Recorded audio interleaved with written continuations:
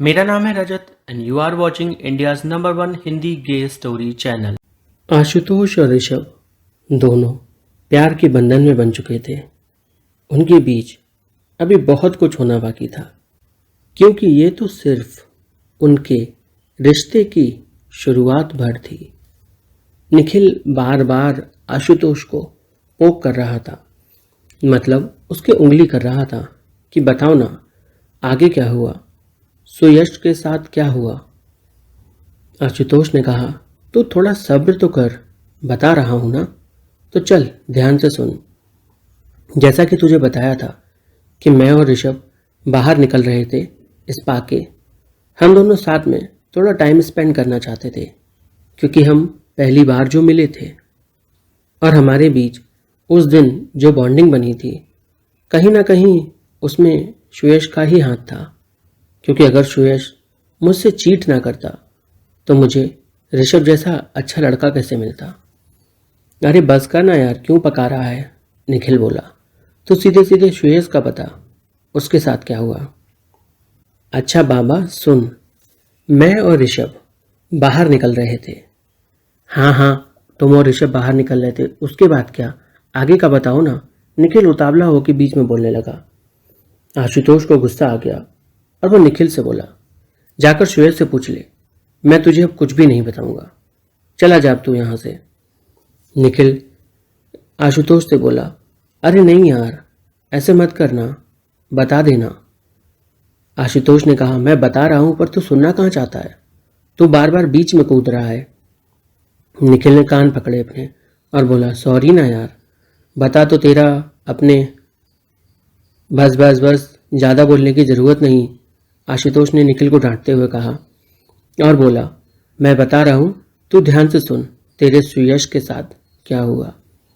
जैसा कि मैंने तुझे बताया था, सुयश मुझे धोखा देकर उन दो लड़कों के साथ चला गया जो आपस में बिजी थे। पहले तो उनकी नज़र जब पड़ नहीं रही थी, और जब उनकी नज़र पड़ी सुयश पर तो उन्होंने उसे अपने साथ ले लिया। थोड़ी देर तक वो लोग यूं ही चुम्मा चाटी कर रहे थे। उसके बाद वो सुयश को लेकर एक कमरे में चले गए, ऐसा कमरा जिसमें खिड़की लगी हुई थी और जहां से कोई भी आर पार देख सकता था।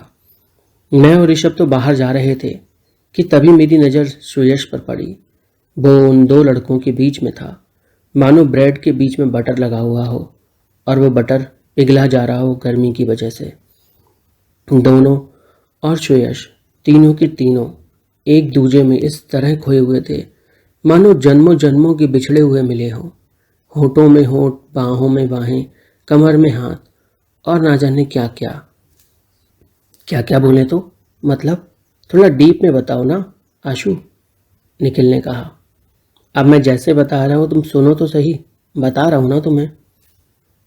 आशुतोष ने आगे कंटिन्यू किया, तो मैं उधर से निकल रहा था और जैसे ही मेरी नज़र सुयश पर पड़ी, मैंने देखा उसके बदन पर उन लड़कों के हाथ रेंग रहे थे। उसकी आंखें नशे में बंद सी हो रही थीं और वो लड़के उसकी गर्दन को चूम रहे थे तो उसके सीने को। वो तीनों एक दूजे में इतनी बुरी तरह से खोए हुए थे कि वो पूरी दुनिया को भुला बैठे थे। उसी दौरान सुयश की नज़र मुझ पर पड़ी। मुझे देखकर उसने आंख मारी और इशारा करके बुलाने लगा कि आजा, तू भी आजा, साथ में मजे करेंगे। मैंने उसे इग्नोर कर दिया और ऋषभ का हाथ थामकर मैं बाहर आ गया। हम लोग अभी हॉलवे में खड़े ही थे कि बस बाहर जाने को रेडी थे कि सुयश हाथ में टॉवल लिए दौड़ता हुआ आया। उसे देख मैं कुछ समझता उससे पहले ही वो बचाओ बचाओ चिल्ला रहा था। मैं हैरान था कि आखिर अब क्या हो गया जो ये बचाओ बचाओ चिल्ला रहा है। अभी तो ये खुद ही उनके साथ गया था। खैर फिर भी ऋषभ का स्पा था तो उसकी तो जिम्मेदारी बनती ही थी कि वो जो भी मैटर हुआ है उसे संभाले, नहीं तो कुछ इशू ना हो जाए। ऋषभ ने मुझसे कहा, रुक जाओ आशु, जरा मैं देख लूं कि क्या मैटर हो गया है, फिर अपन चलते हैं। मैं रुक गया। ऋषभ ने सबसे पहले टॉवल लेकर सुयश के कमर पर लपेटा और सुयश से बोला, क्या हुआ बताओ। सुयश गहरी गहरी सांसें भर रहा था। उसके बदन पर मैं दांतों के निशान तो दूर से देख सकता था, गर्दन पे नीले नीले निशान पड़े थे और छाती पर भी, और उसकी पीठ पर भी हाथों के निशान बने हुए थे, मानो उसे मारा हो। लेकिन उसकी ये सब कंप्लेन नहीं थी। वो हकलाते हुए बोला, मैं मेरे साथ वो दोनों। इतना सुन ऋषभ ने कहा, वो दोनों क्या? सुयश बोला, वो दोनों एक साथ मेरे साथ। ऋषभ कुछ भी नहीं बोला। सुयश वहीं पर रुक गया। ऋषभ ने फिर से कहा, वो दोनों एक साथ क्या तुम्हारे साथ? आगे बताओगे? सुयश ने हिम्मत जुटाई और बोला, वो दोनों एक साथ मेरे साथ। बस इसके आगे मैं बोल नहीं पा रहा हूँ।